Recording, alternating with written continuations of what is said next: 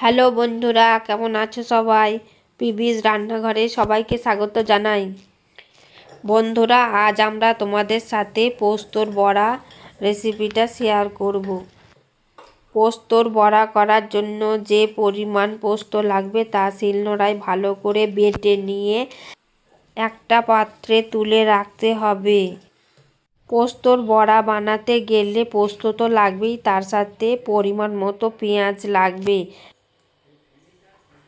পেঁয়াজগুলোকে ভালোভাবে ছাল ছাড়িয়ে বটি দিয়ে সুন্দরভাবে কেটে ধুয়ে একটা পাত্রের মধ্যে রেখে দেব। চলো তাহলে রান্নাটা শুরু করে দিই। কড়াইতে তেল গরম হলে প্রথমেই চিরানো কাঁচা লঙ্কাগুলো দিয়ে দিতে হবে। তারপর কালো জিরের ফোড়ন দিতে হবে। এরপর কুচানো পেঁয়াজগুলোকে তেলেতে দিয়ে দিতে হবে। পরিমাণ মতো লবণ দিতে হবে। এরপর খুন্তি দিয়ে ভালো করে নাড়াচাড়া করে পেঁয়াজগুলোকে ঢাকনা দিয়ে ঢেকে দিতে হবে। কড়াইয়ে ঢাকনা খুলে নেবার পর পেঁয়াজগুলো বেশ ভালোভাবে ভাজা হয়ে গেছে। এবার কাঁচা পোস্ত বাটাটা ওই পেঁয়াজগুলোর সাথে মিশিয়ে নেব ভালোভাবে।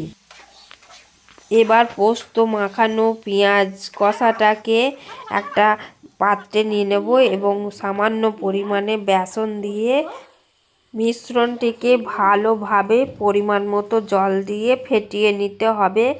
এবার কড়াইতে পরিমাণ মতো তেল দেওয়া হলো এবং তেল গরম হলে পোস্তর বড়াগুলোকে তেলে আস্তে আস্তে ছেড়ে দিতে হবে এবং পোস্তর বড়াগুলো একটু লাল লাল করে ভাজতে হবে।